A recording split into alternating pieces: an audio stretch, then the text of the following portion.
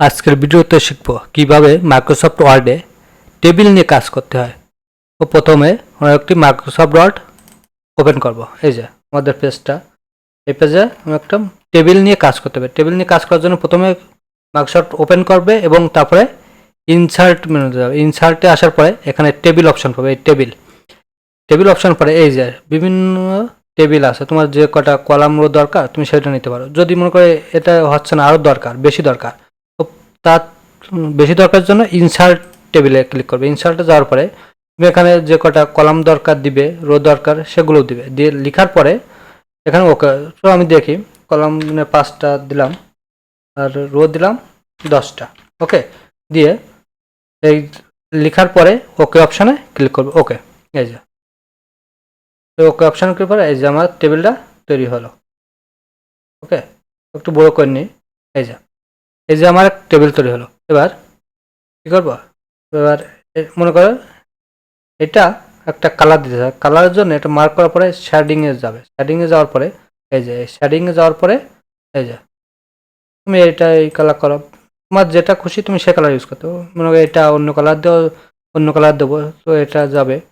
তারপরে এখানে তোমার যে কালার দরকার তুমি সেটা ইউজ করবে। এভাবে বিভিন্ন কলাম রোতে কালার দিতে হয়। শেডিংয়ের মাধ্যমে কালার দিতে হয়। ওকে, এবার কালার দেওয়ার পরে এবার মনে করো কালার তো শিখলে, এবার ওই টেবিলটা মনে করো এই এই খোপটা আমার 2 পার্ট দরকার। 2 পার্ট করার জন্য আবার ইনসার্টে 2 পার্ট করবে। ওকে, 2 পার্ট করার জন্য এই যে টেবিলে যেহেতু ক্লিক করেছিলে এই ড্রাউ টেবিলে যাবে।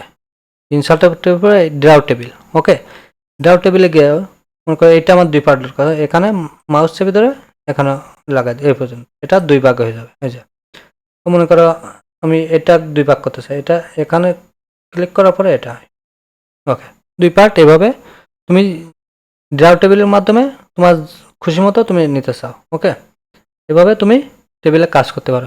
এবার মনে করো এটা দরকার না, বা আমার এটা তুলে দিতে হয়। এটা তুলে দেওয়ার জন্য তুমি ইরেজার ব্যবহার করবে। ইরেজার ব্যবহার করো। এটা এটা মাউসে চেপে ক্লিক করলে এটা উঠে যাবে।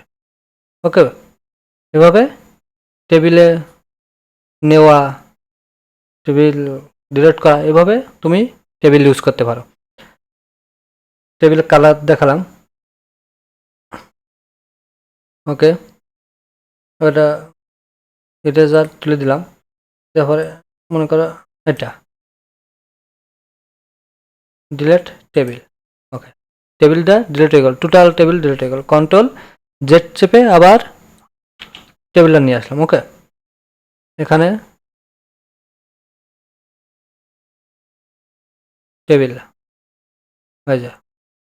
Convert to table, excel spreadsheet কীভাবে তৈরি করতে হয়, এগুলো বিভিন্ন অপশান তুমি ব্যবহার করতে পারবে। তো আজকের ভিডিও এই পর্যন্ত। অবশ্যই যদি ভিডিওটি ভালো লাগে ও সাবস্ক্রাইব করবেন এবং পরবর্তী ভিডিও দেখার জন্য আমন্ত্রণ রইল। ভালো থাকেন, সুস্থ থাকেন।